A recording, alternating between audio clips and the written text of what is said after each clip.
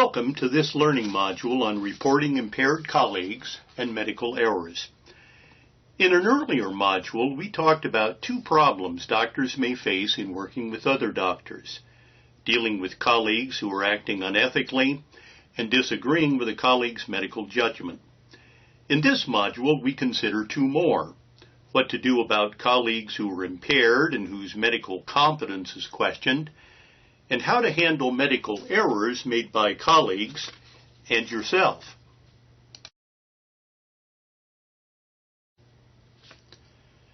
Let's begin with a little quiz. Here are 7 situations a doctor might face. Respond to each one, and then click for the next slide. We'll discuss your responses as we go along, but first let's take a look at our objectives for this module. They are to first understand when and why it's necessary to report impaired colleagues. Second, to understand the best way to report, the steps to take and how to carry those out. Third, to understand when and why it's necessary to report your own errors to patients and others. And fourth and finally, to understand the best process for doing that to minimize further consequences of the error. The key points to be made are that you probably can't avoid the errors of your colleagues or yourself, but you can avoid making them worse. This can often be done in ways that protect patients without harming too much the doctors themselves. In that earlier module on teamwork, we talked about the stresses of medicine, and here are 5 of the top ones based on a national survey of U.S. physicians. You'll notice number 4 is deciding whether to report a colleague who you believe is impaired in some way. Impairment is defined by the American Medical Association as any physical, mental, or behavioral disorder that interferes with the ability to engage safely in professional activities. It's a broad category that includes not just the physician's work, but his or her ability to work with others. So a doctor whose own work is good might still be impaired if he or she is so difficult to cope with that it affects the work of peers and subordinates.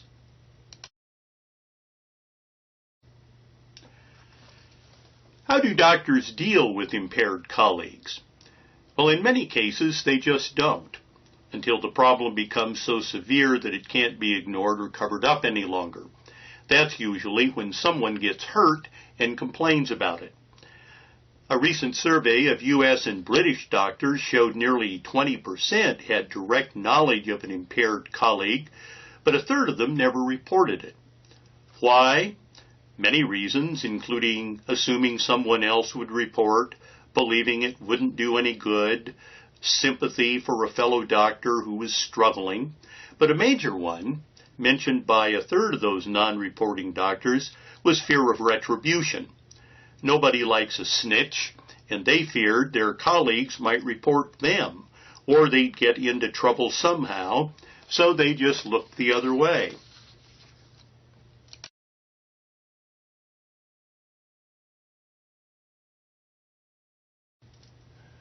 Well, let's deal with that fear up front. According to the conduct codes of nearly every medical organization, doctors have an obligation to report impaired colleagues. Here's the statement from the American Medical Association's Code of Ethics, with important points highlighted in red. Notice that reporting is an ethical and legal duty when patient health is at stake.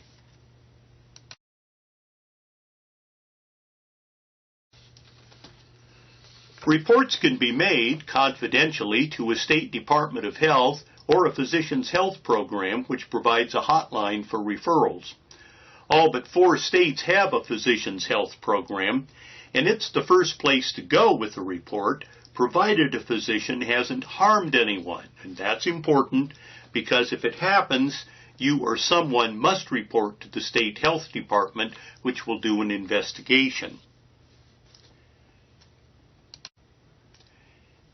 Here are some statistics on impaired physicians from the Washington State Physician Health Program Annual Report for 2012.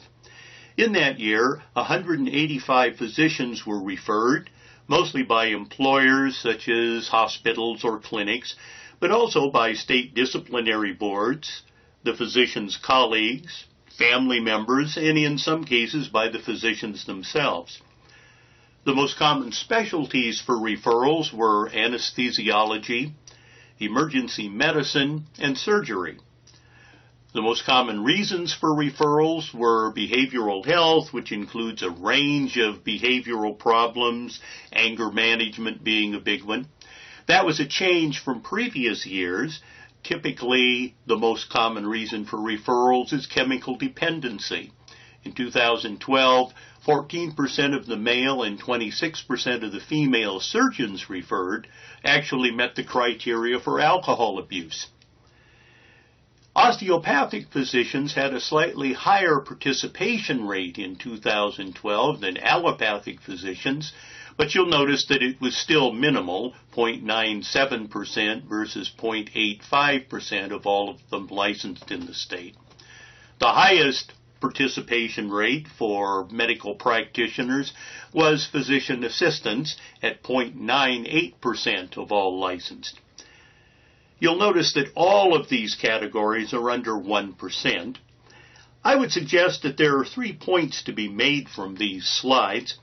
First, impaired physicians are relatively rare, typically 1% or less of all physicians licensed in a state.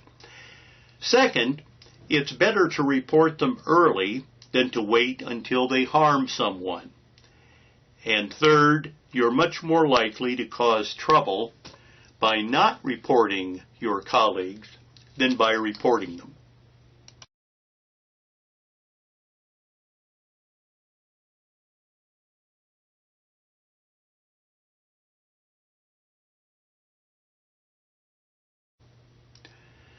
Well, all right, you might say, that's all well and good, but how do you do it? Reporting a colleague is awkward. There's probably no ideal way to do it, but there is a way that will work in most cases. Bernard Lowe suggests a 4-step process shown here. First, if you witness a colleague that's impaired, let's say drunk or mentally confused while actually treating a patient, your first step is to protect the patient from any harm. You might do that by directly intervening with the doctor, offering to take over for the doctor, offering to help the doctor. If the doctor refuses help, then you might need to call in outside help to remove the doctor from the scene. The next step is to determine if any further action is needed. In that, you might consider the consequences.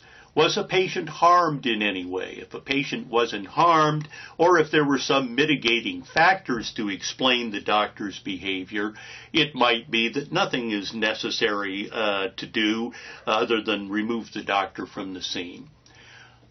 One thing you don't want to do is cover up for your colleague. It is tempting when a doctor is misbehaving to try to cover for him or her. Colleagues have been known to alter the notes of a doctor to cover up an error. And of course, that is not only illegal, but ill-advised because it just enables the physician to commit the errors in the future and possibly to more severe consequences. The next step is to talk with a colleague directly. If further action is needed, confront the colleague at the lowest level possible, a private conversation, for example, as opposed to a meeting in front of all of his or her peers. And the purpose of that conversation ought to be aimed at solving the problem rather than laying blame. Offering options for help for the colleague, a referral, offering your personal help might go a great deal of the way in helping the colleague to remove the impairment. If quality of care is at stake, it's important to report the colleague to responsible officials. It might be the hospital chief of staff, or it might be the hospital chief of servants. It might be the residency program director in the case of a junior resident, or a student intern. You don't need to handle the problem yourself. Resources are often available to help if you take advantage of them. But of course, it's important for you to take the first move. If the responsible officials don't know that there's a problem, of course, they can't do anything to deal with it. Finally, if the problem persists, if it's a recurrent problem, you or someone may have to step outside these 4 steps and report the physician to an outside agency. That should be a last resort unless a patient has been harmed, but don't overlook it. As mentioned in our module objectives, the key idea in all of this is to protect patient welfare without hurting too much the welfare of the physician. Though it's somewhat controversial, there are some who think doctors should just be punished for their bad behavior. The prevailing view in medicine today is that impaired doctors are not necessarily bad doctors. Most, in fact, are really quite good. They've just given in to stress or temptation and they've fallen down. With their skills and knowledge, it would be better to rehabilitate them if that were possible than to kick them out. And that's the goal of physician health programs. And they've got a pretty good record of success. Nationally, 75 to 85% of physicians who consult a physician's health program returns to practice without further problems.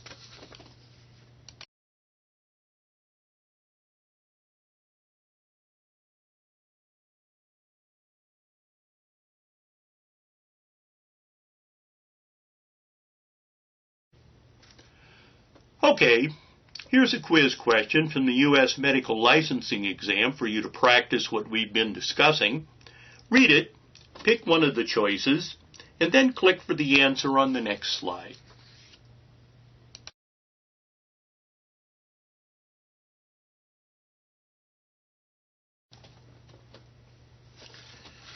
The answer here assumes that the first 3 steps in our process have already been tried. That is, you've got direct knowledge that the resident is impaired. You've attempted to talk to him. So now you need to take your concern to some responsible authority. What you must not do is take the resident's advice and mind your own business. When you have knowledge of an impairment in a colleague, doing nothing makes you ethically and legally accountable for the consequences. Hard as it is to snitch, ask yourself, how will I feel if the resident makes a serious mistake while on drugs? And I know I might have prevented it if I'd said something to someone.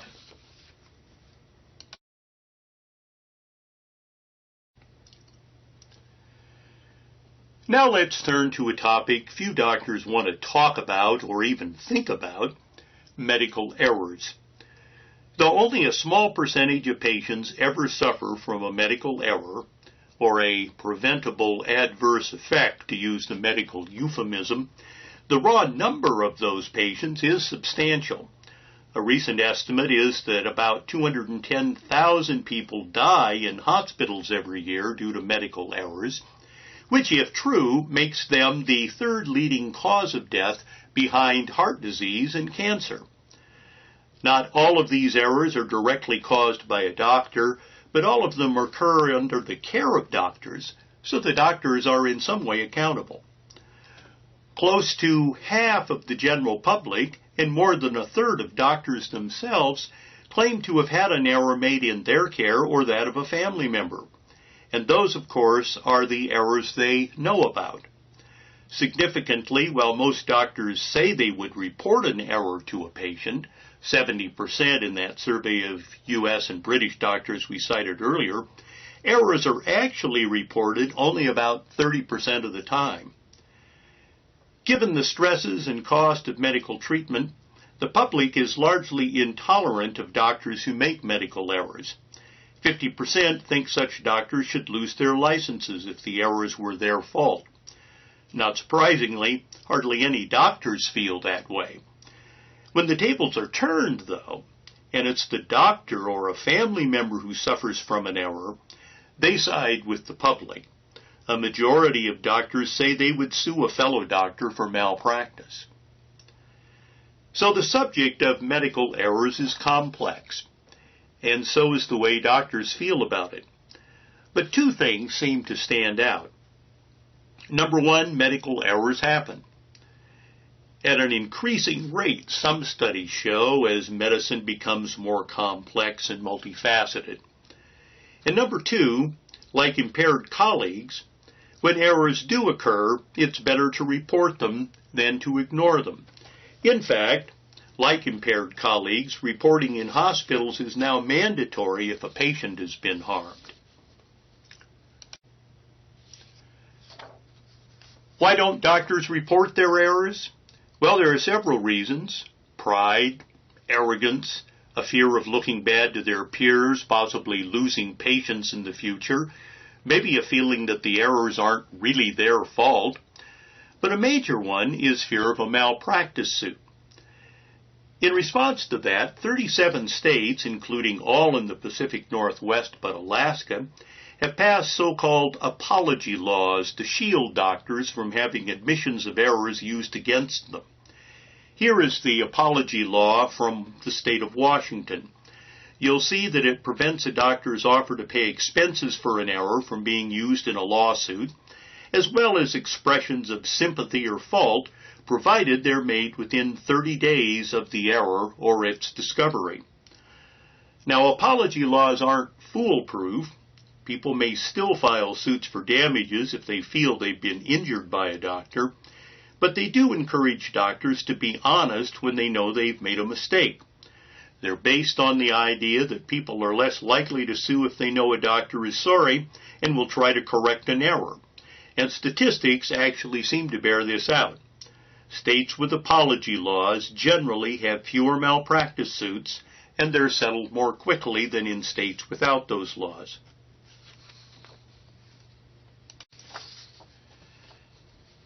How should you go about admitting an error? Well, first it's important to say that while harmless errors, the near misses of medicine, don't have to be disclosed to a patient, it's a good idea. They need to be reported to quality improvement programs that identify system problems in an organization, and patients are likely to notice them anyway. For example, mixing up test results or doing a test incorrectly might lead a patient to ask why the results are taking so long to come back, or why a test needs to be redone. Disclosing an error might actually strengthen the doctor-patient relationship because patients respect physicians for being honest. There isn't much risk in disclosing near misses. Patients who haven't been harmed rarely get really angry, and they can't sue unless they can show actual damages. Finally, doctors who admit their errors are more likely to be careful in the future and avoid other errors that may be more serious. Whether the errors are minor or major, however, here is a list of general do's and don'ts for handling them.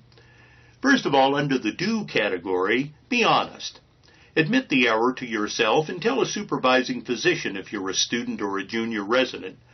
They may not be happy, but they'd rather know than not know. Most believe that failing to disclose a serious error is actually worse than making it in the first place. Second, be prepared. Explain what happened to the patient in general terms and be prepared to answer their questions. When you do, listen to the patient's concerns, if any, and apologize for what happened. An apology is not an admission of guilt. Third, offer help. If the patient has been harmed in some way, explain what can be done to fix things. Record in writing everything that was said in case there are questions later. Analyze what happened and learn from it. Doing something wrong, as the old saying goes, is an error, but doing it twice isn't. Finally, get help. If you feel burdened by an error, seek help. You don't have to go it alone. On the other side, don't ignore the patient. Avoiding seeing or talking to the patient because you're embarrassed will only raise suspicions especially if the patient already senses that something is wrong. Don't be defensive. Short, irritable answers to a patient's questions, evasiveness in giving an answer will also raise suspicions. Certainly don't alter your notes. A dead giveaway that an error was made is notes altered, and at the very least, it's awkward to explain when someone finds out that the notes have been altered, and they probably will. Don't blame anyone or criticize anyone's performance. Even if it's valid, it'll look like you're trying to avoid your responsibility. Don't go it alone. Especially if the error is serious, tell a senior official, the legal staff at your hospital or clinic. Covering up an error is like putting a Band-Aid on a cancer if you think about it. It doesn't really make it better, it just hides it from sight. And for major errors, when patients have been injured, you're going to need help, and the sooner you get it, the better. Summing up, doctors are fearful of lawsuits, and with reason, but the good news is that despite the scary headlines about multi-million-dollar settlements, 98% of the patients who are injured by a doctor don't file a malpractice claim. Those who do, a number of studies show, are not so upset by the doctor's performance as by his or her attitude. That is, they feel the doctor wasn't nice to them. He was abrupt, he was dictatorial, he didn't explain what was going on. So, when his treatment had a bad outcome, they want to punish the doctor. In fact, there are cases where multiple doctors have been responsible for a patient's injury and therefore all equally liable for sue, but patients have been known to forego suing the doctor who was most responsible because they liked him.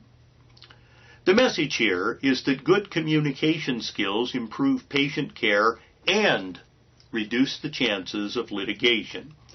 So, whether you're disclosing your errors or reporting the errors of a colleague, attitude is essential. Well-known physician and author Martin H. Fisher may have put it best in this little quote on the slide.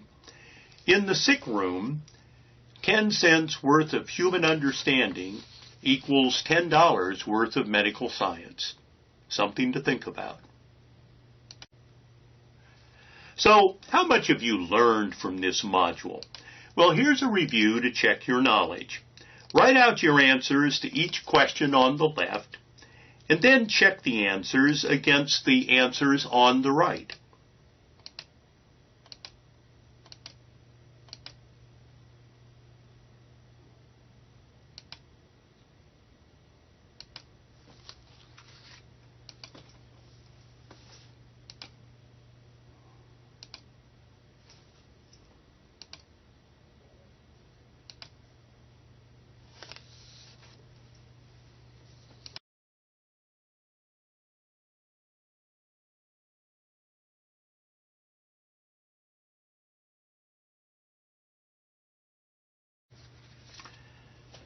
Well, I hope you got these all correct, but if you missed any, go through the module again.